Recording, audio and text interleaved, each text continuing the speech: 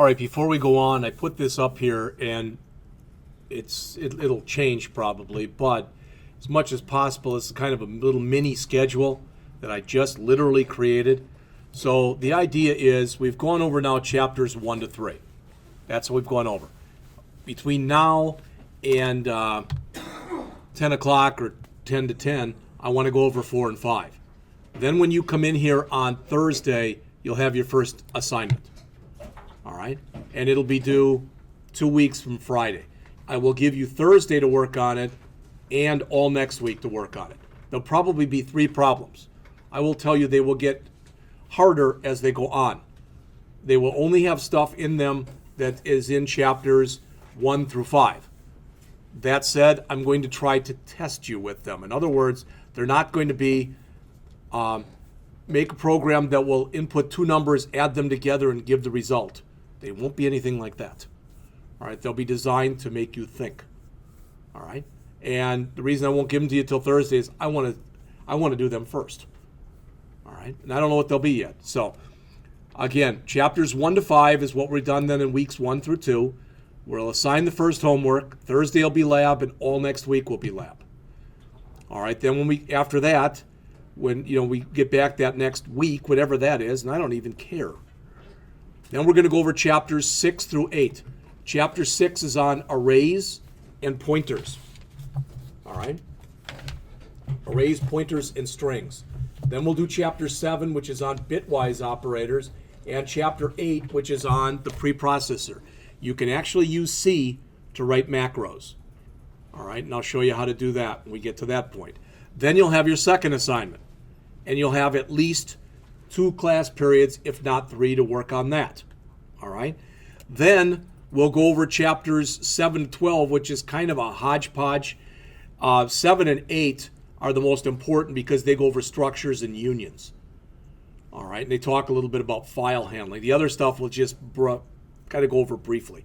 But if we can keep up with this kind of schedule, in other words, 2 weeks of lecture, all right, then a week of lab, 2 weeks of lecture, then a lab, 2 weeks of lecture, and then a lab. That'll mean in week 10, we'll be able to move into the iOS stuff. All right? And that's the goal. That's what I would like to be able to do. And we're going to start really slow with iOS. I'll talk to you about that later. All right? But we'll start real slow with that. In other words, we'll just do like a hello world type of thing. And then I'll show you something that exists now in the world of iOS, and that's what are called playgrounds. And we'll do a lot more work than you guys ever did with playgrounds. And then we'll go in and we'll write a few simple programs. All right, so you can start getting used to that. All right, so that's what I hope becomes the schedule in here. So chapter 4, we're not going to spend much time on, because how many times can you hear less than, greater than, etc.? So the relational operators are shown on the bottom of page 147. You should know what those are by now. Equality is a double equal sign, just like it is in Java. Inequality is an exclamation point followed by an equal sign, just like it is in Java. All right. Logical operators, ampersand, ampersand for and. All right, and a 2 double pipe sign for or. There is a chart here that I just went over quickly, but actually brushed over. But if you look on page 148, not a bad chart. It shows the operator precedence in C. It's the same way that it is in most other programming languages. But it's important that you at least look at that. And as always, you can always override that stuff via the use of parentheses.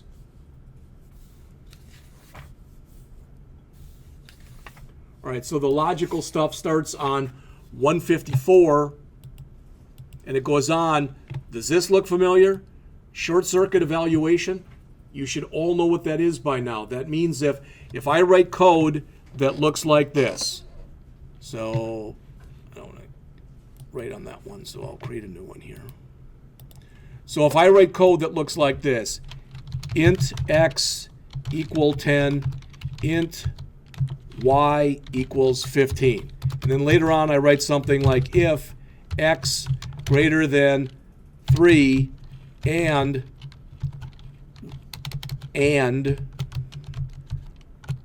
y less than 10. Do something. I don't care what it is. Well, if it's an and, if this is false initially, so if we had said if x is less than 3, there's no sense checking that other one. Does that make sense to people? So it does short circuit evaluation. There should be two checks that are made here. If it's an and the first check is false, it doesn't do the second check because it's a waste of the processor's time to do the second check. If it's an or and the first check is true, it doesn't do the second check because again, it doesn't have to. All right. And if you don't know that by now, you really should. But if you don't, take a read on what's on page 157 in the book. If and else, nothing. You know, the if must, the Boolean expression must be within parens. Just like in Java, if it's just a single line, you don't need the curlies. If it's more than one line, you must put in the curlies. All right. Loops, same loops we looked at in Java. There's a while loop, there's a do while loop, and there's a for loop. There is no for each type of thing like you have in Java. C does not have anything like that. But it has a straight while, and again, Boolean expression. Long as it's true, you keep going through it. So typically you better change it unless you want to have an infinite loop. All right. The for loop is shown on page 167. Set up the exact same way as it is in other languages. For, statement or expression, test, increment or decrement. Same kind of stuff we've been doing in Java for several months now. They do have an operator. I don't know why they call it this, but whatever. On page 171, they talk about the comma operator. And it says it has the lowest precedence. You already know what it is. They have an example of it right here in the middle of page 171. For sum equals 0, comma, I equal 1. All right, because you're trying to evaluate two different things right there. All right, or trying to initialize two different things right there is what I should have said. The do statement, I call it a do while, they just call it a do. And that's on the bottom of page 172, and it goes up to 173. All right, so as long or while the expression is true, you do it, but you always go through a do while at least once because you don't check the value of your expression until you've already run through the loop. Got kind of a neat program here on pages 175, 174, 175, 176 and 177. You all know what Fibonacci numbers are. We may have even done a Fibonacci program in here. They're used a lot in science, and where they started from was if you had two rabbits that multiply and those two rabbits multiply, etc. But the Fibonacci number system says I've got 0 and 1. When I add 0 and 1, I get 1. When I add 1 and 1, I get 2. When I add 1 and 2, I get 3. When I add 2 and 3, I get 5. When I add 3 and 5, I get 8. 5 and 8, I get 13, etc. That's the Fibonacci number system. You can figure that out. And typically when you figure it out, you use some kind of a recursive algorithm, but you don't have to. And they show an example of working with Fibonacci numbers then, like I said, on 174 through 177. Is it a good read? It's not bad.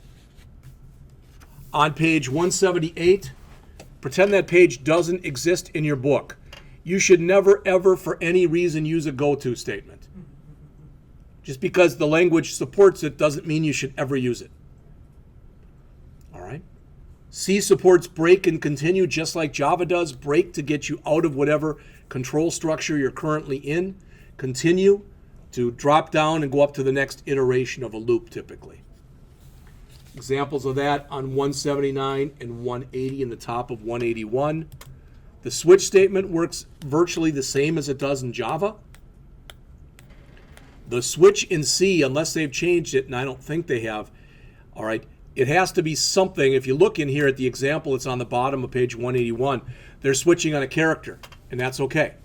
But whatever you switch on, it can be a character, it can be a number, all right? But it can't be a string like it can be, for example, you'll see this in PHP. You can do that in a string. You can't do that here. All right, in C, it must be something that's ordinal, O-R-D-I-N-A-L, which means it must have a unique predecessor and a unique successor. Now, A doesn't exactly have a predecessor, but you know after A comes B, before B comes A, and after B comes C, etc. That kind of thing. But it works virtually the same. One thing, just to give you a little prelude for this, when we start to get in and talk about the iOS stuff, in the iOS stuff, you don't need the break statement anymore. You know, there's a lot of stuff that they've basically gotten rid of because they said, no, it should be smart enough. All right. C supports a conditional operator, the ternary operator, the question mark colon. We've looked at that before. I've given this example before. So in other words, if I want to come in here and say, if, let's make another variable here. We'll call it int z, and we'll set it equal to 0. All right, and we'll say here, z equals, if x is greater than or equal to 10, all right, question mark 15 colon negative 15. You should all understand how that particular expression works by now. Everybody in this class should understand it. All right, this is a shortcut for saying if x greater than or equal to 10, z equals 15. Else, z equals negative 15. All right. It's the ternary operator. It's the only operator that has 3 different operands. One before the question mark, one after the question mark, and one after the colon. This is the true action. This is the false action. So the true action after the question mark, the false action after the colon. Okay? All right. And that's it for chapter 4. I'm just going to keep breezing along unless somebody has a question. Again, a lot of this should be review anyway. So let's jump into chapter 5, which is on functions. Okay? You already know this because we've already done some work with functions. Unlike a language like JavaScript, you don't need to use the word functions. Like a language like Java, with C functions, all right, you must say what the type of value it returns, the name of the function, then in parentheses any parameters that the function requires. Again, that's not anything new. You've done that with other languages before.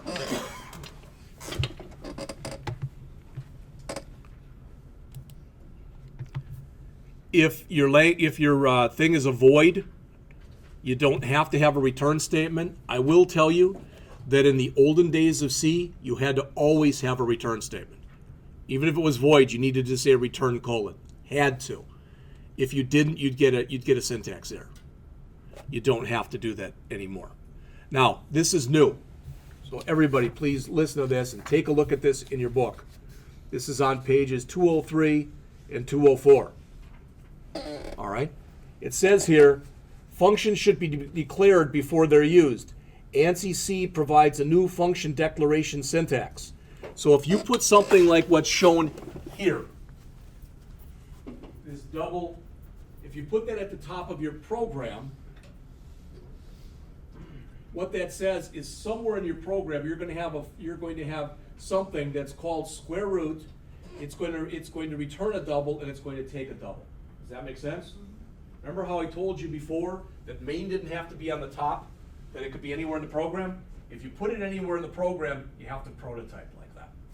You have to let it know the other functions that you have in your program. All right? Now, you can get mad at me right now because take a look. Oh, wow, look, there's an example of a thing to create a table of powers. And I just saw that myself. Mine isn't that. I do have 2 loops, But I didn't do it exactly like that.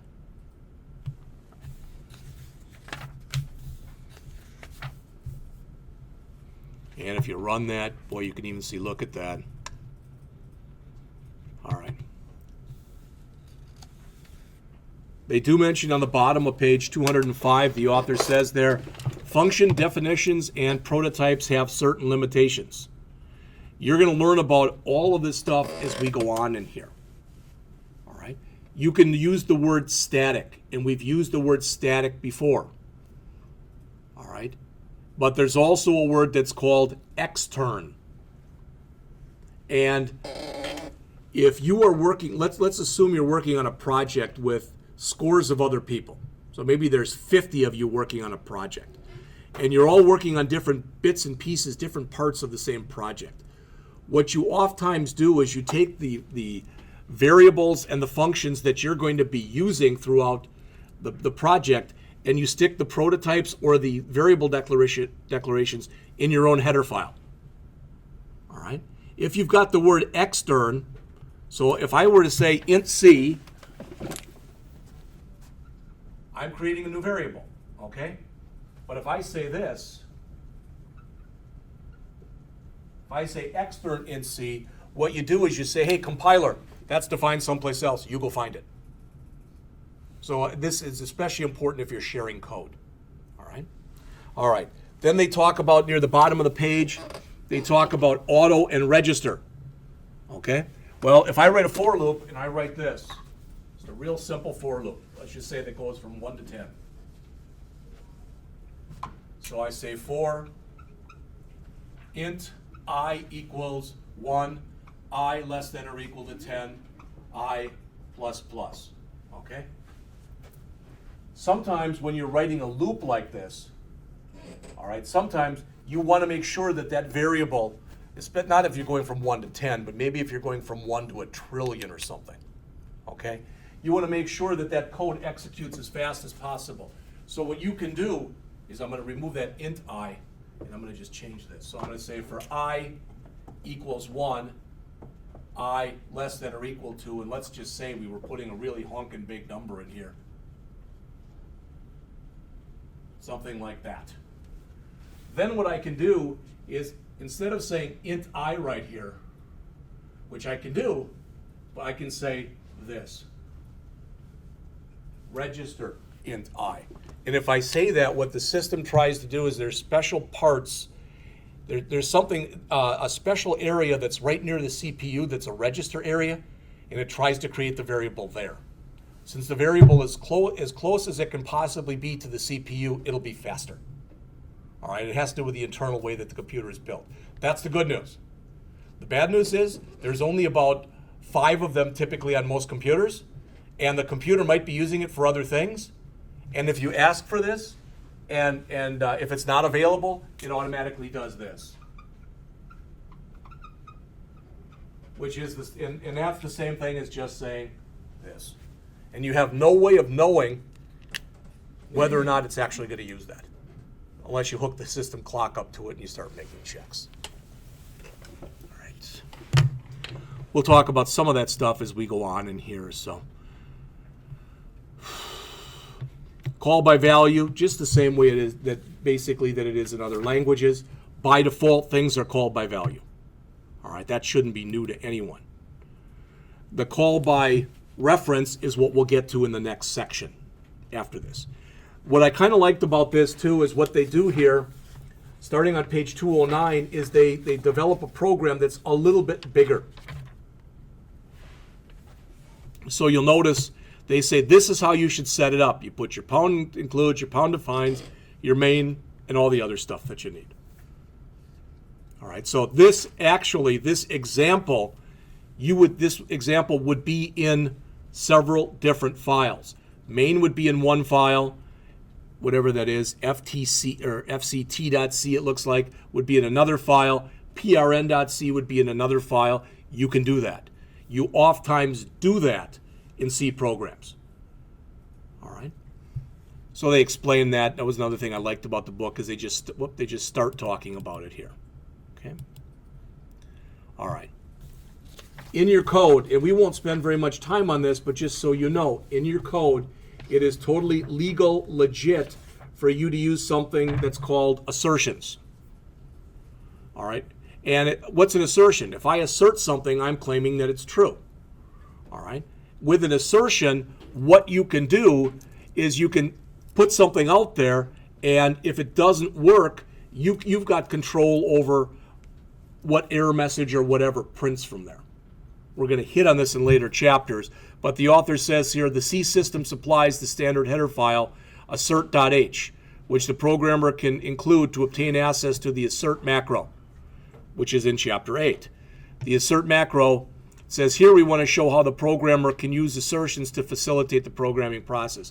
You can take some control over your program. It's kind of like, it's not the same thing, but it's kind of like when we went into in the advanced Java class, when we were writing our own exceptions as opposed to having to use system exceptions. Well, in much the same way with assertions, you can have some kind of control over exactly how your code, not so much how your code is processed, but if something goes wrong, how you handle it. All right? All right. Scope rules, the way that C works is if you define anything at the top of the program, up, this constant is global. And if you define something in main, it's only known in main. Does that make sense to everybody? You can pass it to other routines, but it's only known in main. You can define variables up here.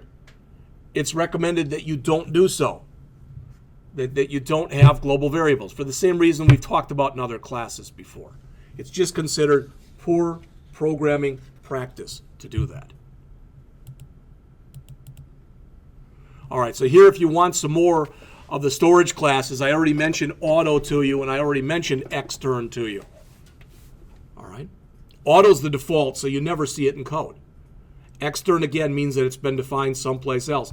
This only really takes effect if you're working on a C program that's in multiple files or that multiple people are working on or whatever. Register, I mentioned to you what that was also. And the thing is with register, it's bad. In some ways, they probably should never mention it to people because it's real easy to overuse it. People go and they try to make everything a register variable. And what is that? Well, that would be stupid. All right? It's just like, and I haven't even shown you this because we don't really work with threads in Java. But in Java, you can work with threads where you can have a program spawn another program, etc. And when you start doing that, what you can do with Java is there's a hierarchy. And you can give your processes different hierarchical numbers. And the higher the number, the faster it'll run. I think it's the higher, it might be the lower, but that doesn't even matter. The problem is, I used to show people how to do that. Then what they do is they take everything they did and they give it the highest priority, which makes no sense. All right. So the storage class of static is in the middle of page 220. And just like you've seen in other languages, if I say static int count right here, then that variable is initialized once to 0. But every time the function is called again, whatever value it previously had is kept in there. All right. You can have static and external variables, and it says the second and more subtle use, all right, is it provides a privacy method. You can read that yourselves. I don't like the way that they put that. So, I already mentioned recursion. All right. It's basically, and there's the factorial one. It's either factorial or it's Fibonacci is almost always what you see when people talk about recursion. And that's a routine that calls itself, that calls itself, that calls itself, that kind of an idea. All right? You've got to watch it when you use recursion, and they mention this on page 227. And again, I probably haven't done a real good job of explaining this to you, but if you're running a program, so let's say that I've got main, all right, and there's code in here. I don't care what it is, but main calls function 1, and then there's some other stuff in here. So I don't care what that is, and then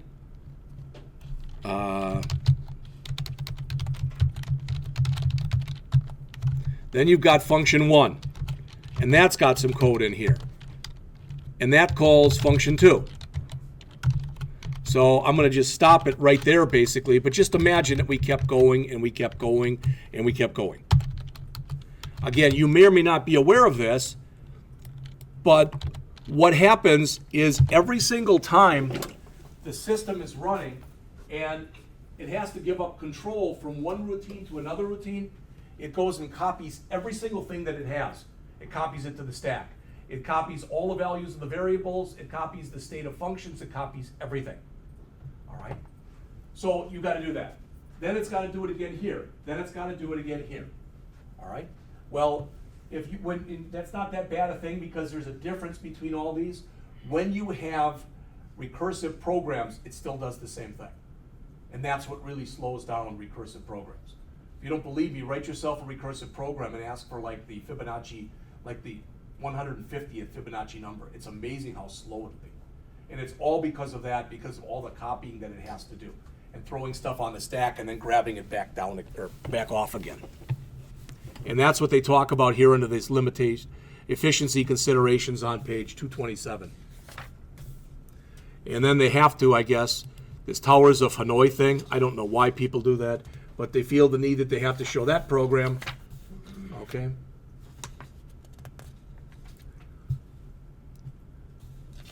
So when you come in here, I'm done. When you come in here now on Thursday, I will have your first assignment. It'll be both. If for some reason you aren't here, it'll be both out on Blackboard and it will be, out on the P drive. And I'll have a hard copy for everybody. It'll be on one page. Might be one page front and back. I don't know. No more than 4 programs, no less than 2. I don't know. I'm not asking for bids because everybody yell out 2 then. 6. All right. Yeah, right. Okay, no more than 6. All right. Now there'll be probably about 3 programs. All right. That's all that I had.